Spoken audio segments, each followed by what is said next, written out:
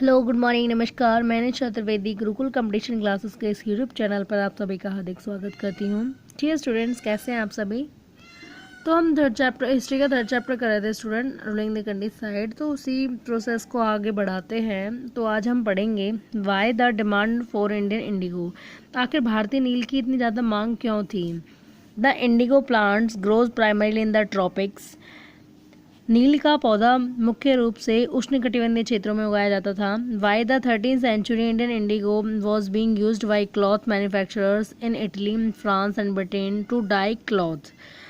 तो 13वीं शताब्दी तक भारतीय नील का इस्तेमाल was being used by cloth manufacturer. तो जितने भी कपड़ा उत्पादक थे तो भारतीय नील का इस्तेमाल करते थे। जितने भी कपड़ा उत्पादक थे, इटली के, फ्रांस के, ब्रिटेन के, तो वो कपड़ों को डाई करने के लिए भारतीय नील का ही इस्तेमाल किया करते थे। हाउएवर, किंतु only small amounts of Indian Indigo reached the European markets and it's price was very high. परंतु भारतीय नील की बहुत ही कम मात्रा यूरोपीय बाजारों तक पहुंच पाती थी और उसकी कीमत भी बहुत ज़्यादा होती थी, बहुत ऊंची होती थी। European cloth manufacturers therefore had to depend on another plant called woad to make violet and blue dyes. तो इसलिए यूरोपीय कपड़ा उत्पादकों को अन्य पौधा जो कि बोर्ड नाम का था, बोर्ड नाम का एक अन्य पौधा, वो भी एक तरीके से नीले रंग का ही था। ठीक है, नीला रंग ही देता था, हालांकि वो वॉयलेट रंग बनाता था। To make violet and blue dyes. तो पूरी तरीके से नीला रंग ना दे करके कुछ कुछ नीला और कुछ कुछ बैंगनी कलर दोनों मिक्सअप करके देता था ये बोर्ड नाम का पौधा।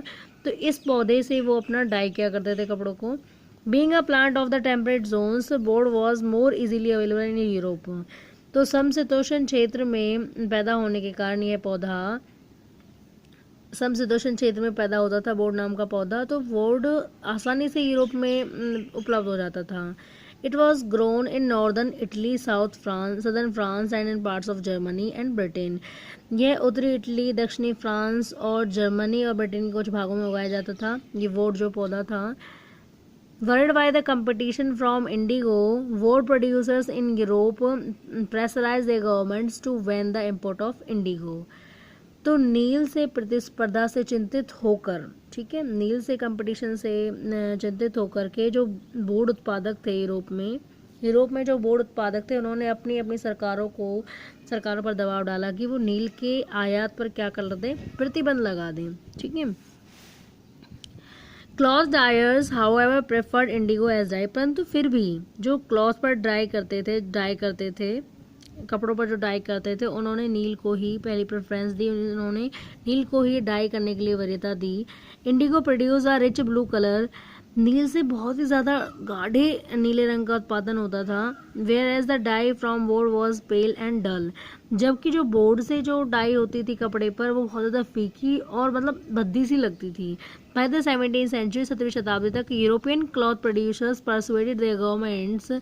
यूरोपीय कपड़ा उत्पादकों ने अपनी सरकारों को मनाया to relax the ban on indigo import, कि वो भारतीय नील आयात पर बैन में थोड़ी जो बैन लगाया था उन्होंने, उसमें थोड़ा सा रिलैक्सेशन दें, उसमें थोड़ी छूट दे दें।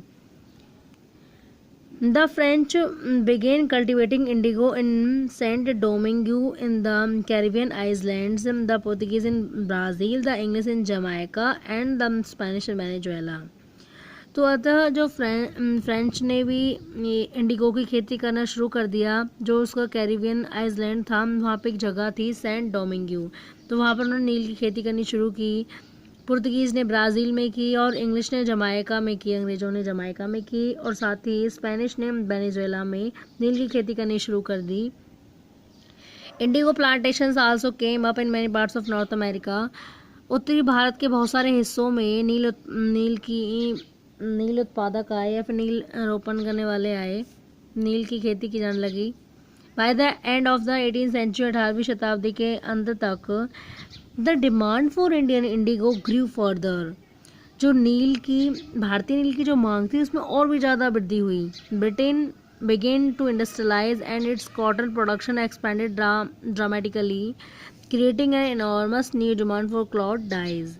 तो Britain began to industrialize, began क्या है, औद्योगिकीकृत होना शुरू हो गया, उसमें इंडस्ट्रियलाइजेशन बहुत ज़्यादा होना शुरू हो गया।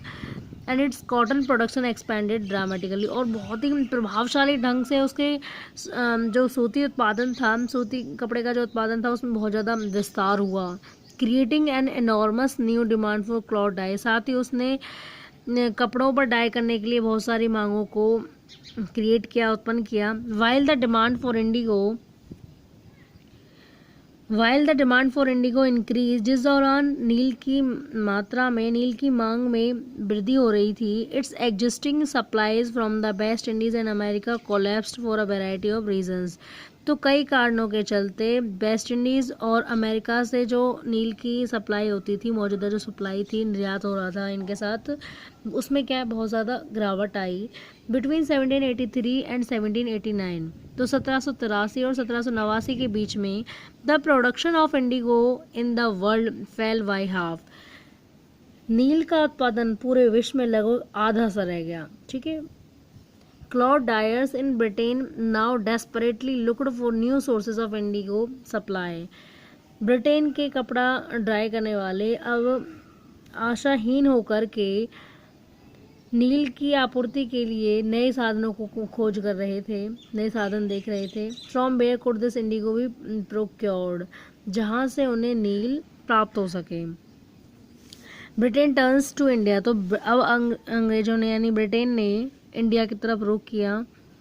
Faced with the rising demand for Indigo in Europe में नील की बड़े पैमाने पर मांग को देखते हुए, मांग का सामना करते हुए, the company in India looked for ways to expand the area under indigo cultivation. तो कंपनी ने भारत के अंदर ही नील की खेती करने के लिए कुछ एरिया को सिलेक्ट किया, वहाँ पे विस्तार किया उस क्षेत्र में को जहाँ पर वे नील की खेती कर सकें। नेक्स्ट है